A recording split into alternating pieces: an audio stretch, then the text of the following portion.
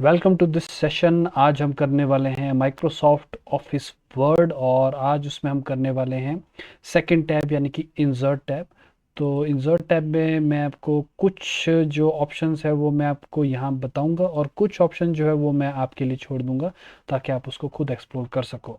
तो ये मैं चाहता हूँ कि मैं ये जो पूरा का पूरा जो टैब है ये मैं आपको आज के आज इसको कंप्लीट कर लूँ ताकि आप उसको टेस्ट कर सको। तो मैं मेन मेन चीज़ें करवा सकता हूँ आपको, बाकी मैं आपको लिए छोड़ने वाला हूँ। तो सबसे पहले शुरुआत करते हैं लेफ्ट साइड में। तो आपके पास पहला ऑप्शन है कवर पेज का। तो कवर पेज जब आप इस पर क्लिक करते हो तो ये आपके लिए कवर पेज क्रिएट कर देता है और आपके पास बहुत सारे बने बनाए जो टेम्पलेट्स हैं वो अवेलेबल रहते हैं। तो फॉर एग्जांपल जैसे मैं क्लिक करता हूँ लेट अस चूज़ एनुअल। तो आप देखोगे कि आपके पास एक मैं जूम आउट करता हूँ, एक आपके पास कवर पेज बन जाता है। यहाँ पे आप टाइप कर सकते हैं डॉक्यूमेंट का टाइटल वगैरह वगैरह जो आप चाहते हैं। तो जैसे मान लो मैं लिखता हूँ माय न्यू रिपोर्ट। तो ये आपके पास रिपोर्ट बन जाएगी, ईयर बन गया है 2020 और आप इसके बारे में लिख सकते हो अबाउट इस तरीके से। तो ये आपके पास एक बना बनाया टेम्पलेट है कि आपकी रिपोर्ट का जो कवर पेज है इस तरीके से आप बना सकते हैं। तो very easy and very useful. मैं इसको अंडू कर देता हूँ। ओके, सेकंड आपके पास ऑप्शन है, आई होप कि आपको दिख रहा होगा। तो वो आपके पास ऑप्शन है ब्लैंक पेज का। जब भी मैं क्लिक करूँगा मेरा कर्सर जहाँ पे है it will create a blank page, let us see. तो आप देखोगे कि एक ब्लैंक पेज आ गया है अब आपके पास और ये जो ब्लैंक पेज है ये वहाँ पे आया जहाँ पे मेरा कर्सर था। तो उसके बाद का जो डाटा है ब्लैंक पेज है और उसके बाद जो है मेरा दूसरा डाटा है। तो अगेन आप देख सकते हैं कि ब्लैंक पेज इंसर्ट करने के लिए आप इसको यूज़ कर सकते हैं पेज को। तो आप ये देखते हैं ये वो ब्लैंक पेज है जो इंसर्ट हुआ था इस तरीके से। एक चीज़ मैं आपको क्लियर कर देता हूँ कि मोस्टली आप देखोगे कि कई लोग क्या करते हैं कि जब वो टाइप करते हैं इस तरीके से तो टाइप करने के बाद वो नई लाइन के लिए एंटर प्रेस कर देते हैं इस तरीके से। आपकी कोशिश यही रहनी चाहिए कि जो भी आप चीज़ लिख रहे हैं आपने उसको पूरे फ्लो में लिखते जाना है और वर्ड जो है ऑटोमेटिकली नेक्स्ट लाइन पे चला जाएगा जब उसके पास जगह नहीं होगी। तो सेकंड एक और चीज़ मैंने देखी है जो कई लोग करते हैं, जैसे फॉर एग्जांपल मान लेते हैं कि ये जो आपके पास पोर्शन है आप चाहते हैं कि ये नए पेज पे आए। तो कई लोग क्या करते हैं माउस कर्सर को यहाँ ले जाएंगे और एंटर एंटर प्रेस करते जाएंगे और वो दूसरे पेज पे चला जाएगा। ऑफ कोर्स ये वर्क करता है लेकिन ये एक एग्जैक्ट वे नहीं है इस चीज़ को करने का, क्योंकि वो जो एंटर आपने किए थे यूज़ वो यहाँ पे एक्चुअली में यहाँ पे रहते हैं। अगर आप स्पेशल कैरेक्टर्स को ऑन करो तो आपको पता लगेगा कि ये जो स्पेशल कैरेक्टर्स है ये सिग्निफाई करते हैं कि आपने एंटर को प्रेस किया था। तो इसका आपको नुकसान क्या होता है कि अगर आप ऊपर वाली लाइन में कुछ लिखना शुरू करोगे तो बेसिकली आपका सारा का सारा टेक्स्ट जो वो नीचे की तरफ शिफ्ट होना शुरू हो जाता है जो कि शायद आप कभी नहीं चाहोगे। तो आपने रिमेंबर करना है कि जब भी आप एक नया पेज इंसर्ट करना चाहते हैं तो कभी भी आपने एंटर प्रेस करके उसको नहीं करना है। अगर आपने नया पेज इंसर्ट करना है तो आप इसको यूज़ करें जो कि आपके पास है पेज ब्रेक। तो उससे क्या रहता है आपके पास कि जहाँ पे आपने क्लिक किया है वहाँ पे जैसे मैं पेज ब्रेक इंसर्ट करूँगा तो ये जो पेज है ये हमेशा नए पेज पे ही शुरू होगा। एग्जाम्पल के लिए जैसे मान लो मैं ये लिखता हूँ, आप देखोगे कि मेरा जो पेज है वो नीचे नीचे खिसक नहीं रहा है। उसका रीज़न ये है कि मैंने जो भी टाइप किया है वो हमेशा एक नए पेज में आएगा। तो आप देखोगे अगर अगर मैं नए पेज पे चला भी गया तो नेक्स्ट जो पैराग्राफ है वो हमेशा एक नए पेज पे आता है। तो ये आपके पास प्रेफर्ड वे है जब भी आपने डॉक्यूमेंट बनाना है तो आपने नए पेज के लिए हमेशा ये पेज ब्रेक जो है वो यूटिलाइज करना है। ठीक है, नेक्स्ट आपके पास जो ऑप्शन है इम्पॉर्टेंट वाले, आपके पास है टेबल। तो इंसर्ट पे टेबल का ऑप्शन है। तो ये आपको दो ऑप्शन देता है। पहला ऑप्शन है कि आप इस ग्रिड को यूटिलाइज कर सकते हो कि आपको कितना बड़ा कितने कॉलम और कितने रो वाला जो है टेबल बनाना है इस तरीके से।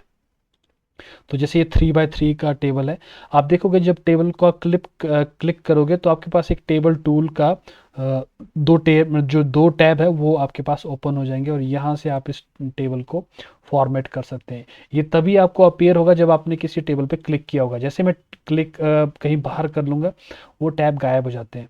तो जैसे ये आपका टेबल है, मैं इसको क्लिक करता हूँ, ये आपके पास टैब आ जाएंगे। यहाँ से आप चूज़ कर सकते हैं इसका स्टाइल। बहुत सारे स्टाइल्स हैं आपके पास टेबल के बनाने के लिए। वर्ड आपको बहुत सारी चीज़ें देता है। और आपके जो एक एक जो ऑप्शन है इससे रिलेटेड, जैसे कि इसका बॉर्डर कितना होना चाहिए और इसकी थिकनेस कितनी होनी चाहिए, वो आप यहाँ से यूटिलाइज कर सकते हैं। यहाँ से उसको आप कर सकते हैं। कलर वगैरह जो है इसके, यहीं से आप उसको एडजस्ट कर सकते हैं। लेआउट जो है ये इसका दूसरा है। यहाँ पे आप इस टेबल की जितनी भी विड्थ और हाइट है उसको एडजस्ट कर सकते हैं।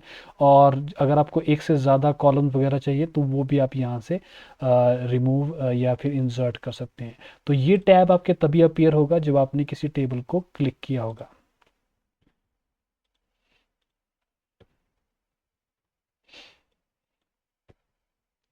नेक्स्ट आपके पास है टेबल में ही एक आपके पास है इंसर्ट टेबल।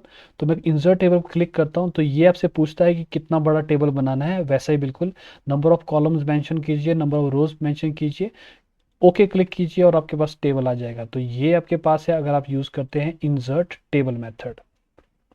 एक और आपके पास अनकन्वेंशनल जैसा मेथड है, मैं इसको अनकन्वेंशनल मानता हूँ, जिसको बोलते हैं ड्रॉ टेबल। तो ड्रॉ टेबल क्या करता है, जब आप इस पर क्लिक करते हैं तो ये आपको एक पेंसिल दे देता है और आप इस पेंसिल से लाइनें ड्रॉ कर सकते हो। पहले आप एक इस तरीके से, जैसे ये मैंने एक बड़ी सी लाइन ड्रॉ कर दी, अब आप इसके अंदर लाइन्स ड्रॉ कर सकते हैं। तो जब आप लाइन ड्रॉ करोगे तो ये आपके पास टेबल के रोज़ और कॉलम जो है बना सकता है। ये आप इसको यूज़ कर सकते हैं अगर आपको लगता है कि कुछ ऐसा टेबल है जो शायद नॉट एग्जैक्ट वैसा है कि नंबर ऑफ रोज़ और नंबर ऑफ कॉलम से बन जाएगा, तो आप इसको ड्रॉ टेबल से बना सकते हो इस तरीके से। तो ये है अगर आपने ड्रॉ करना। अगर आपने इसमें से कुछ घटाना या हटाना है तो ये आपका इरेजर है राइट साइड में, तो आप इस इरेजर से ला सकते हो और आप उस लाइन पे क्लिक कर सकते हो जिसको आपने हटाना है। तो इस तरीके से आपका जो टेबल है वो आप अपने एक पर्टिकुलर शेप में उस टेबल को क्रिएट कर सकते हो। पर अगर आपने नॉर्मल टेबल यूज़ करना है तो आपको शायद इस तरह के जो आपके पास ड्रॉ टेबल या इरेज टेबल है उसको यूज़ करने की आपको कोई भी ज़रूरत नहीं पड़ेगी। तो ये आपके पास मेथड थे ड्रॉ टेबल करने के, और ये आपके पास टेबल क्रिएट करने के सारे मैकेनिज्म थे। नेक्स्ट आपके पास है pictures, clip art, shapes, smart art and charts. ये चारों के चारों जो हैं ये ग्राफिकल इंफॉर्मेशन आपके डॉक्यूमेंट में इंसर्ट करते हैं। तो पिक्चर से आपके पास पिक्चर्स आती हैं। तो जैसे मैं करता हूँ किसी पिक्चर पे क्लिक और करता हूँ इंसर्ट, तो वो पिक्चर जो है आपके डॉक्यूमेंट इंसर्ट कर दी जाएगी।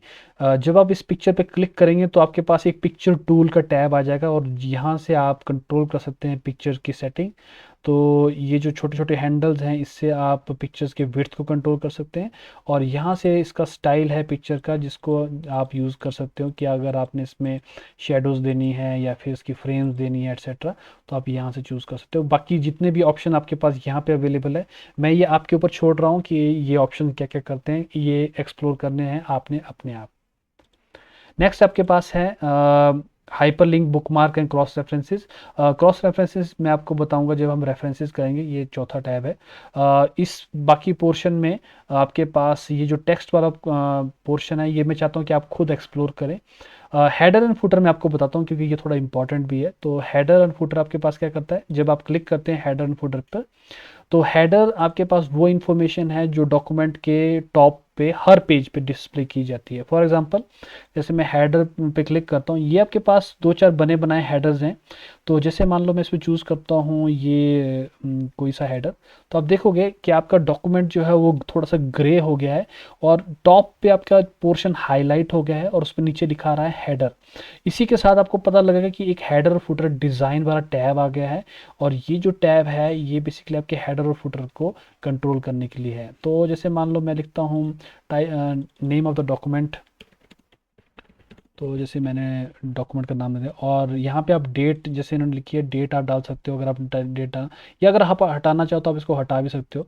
तो ये आपके पास हेडर बन जाता है। और मैं अगर इस पर क्लिक करूँगा क्लोज हेडर एंड फुटर, तो ये हेडर जो है हर पेज पे रिपीट किया जाएगा। तो आप देख रहे हो कि ये जो टॉप पे आ रहा है तो ये आपके पास हेडर है। अगर मैं इस पर डायरेक्टली क्लिक करता हूँ, डबल क्लिक करता हूँ, तो ऑटोमेटिकली हेडर पे चले जाते हैं और यहाँ पे आप उसको जो है एक्चुअली में चेंज कर सकते हैं। अगर मैं स्क्रॉल डाउन करूँ बॉटम में, तो यहाँ पे फुटर आ जाता है। फुटर आपके पास वो इन्फॉर्मेशन है जो पेज के बॉटम में हर पेज पे रिपीट की जाएगी। तो फॉर एग्जांपल जैसे मैं फुटर पे जाता हूँ, यहाँ पे फुटर है आपके पास, और फुटर में आप यहाँ से चूज़ कर सकते हो। जैसे ये आपके पास है जिसपे पेज नंबर भी है, तो आप देखोगे कि ऑटोमेटिकली जो है पेज नंबर आ रहा है आपका, दूसरे पेज पे दूसरा पेज आ रहा है। अगर आपको सिर्फ पेज नंबर चाहिए तो यहाँ से आप चूज़ कर सकते हैं थर्ड ऑप्शन से, जो कि आपके पास है पेज नंबर, कि कहाँ पे आपको पेज नंबर चाहिए। तो जब आप क्लिक करेंगे क्लोज, तो ये आपका जो हेडर और फुटर है वो फाइनलाइज कर दिया जाएगा। तो इस तरीके से आपके पास पेज से रिलेटेड ऑप्शन आ गए, टेबल से रिलेटेड ऑप्शन आ गए, इमेजेस से रिलेटेड ऑप्शन आ गए। एक दो मैं आपको शेप्स इंसर्ट करके दिखा देता हूँ।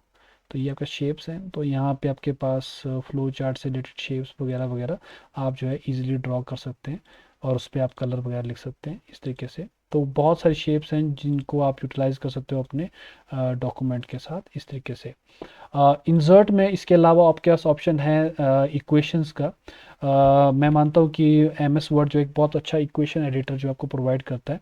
तो इक्वेशन एडिटर में कुछ इक्वेशन आपके पास बनी बनाई है, और यहाँ पे सिंबल्स हैं। अगर आपको कोई स्पेशल सिंबल चाहिए तो आप यहाँ से इंसर्ट कर सकते हो। फॉर एग्जांपल जैसे ये इन्फिनिटी का सिंबल आपके पास, तो आप इस इन्फिनिटी के सिंबल्स को इंसर्ट कर सकते हो आपके डॉक्यूमेंट में। अगर आप मैथमेटिकल जो आपके पास सिंबल्स हैं और इक्वेशन उनको इंसर्ट करना चाहते हो, वो मैं आपको नेक्स्ट लेक्चर में बताऊंगा। तो आपने करना क्या है कि आपने ये जो आपके पास कुछ जो ऑप्शंस ऑलरेडी अवेलेबल है, जैसे कि वर्ड आर्ट है, टेक्स्ट बॉक्सेस हैं और स्मार्ट आर्ट है, तो आप काइंडली इससे एक प्रैक्टिकल पॉइंट ऑफ व्यू से इसको खुद ब खुद एक्सप्लोर कीजिए और देखिए कि आप इनको कैसे यूटिलाइज कर सकते हैं। नेक्स्ट टाइम मैं आपको बताऊंगा इक्वेशन एडिटर, जो कि शायद थोड़ा सा बड़ा इम्पॉर्टेंट भी है, जो साइंस के स्टूडेंट्स हैं और मैथमेटिक्स या फिर फिज़िक्स के सिंबल्स को यूज़ करना चाहते हैं, इक्वेशन लिखना चाहते हैं, तो ये आपके पास ऑप्शन रहेगा। इसको मैं आपको नेक्स्ट लेक्चर में बताऊंगा।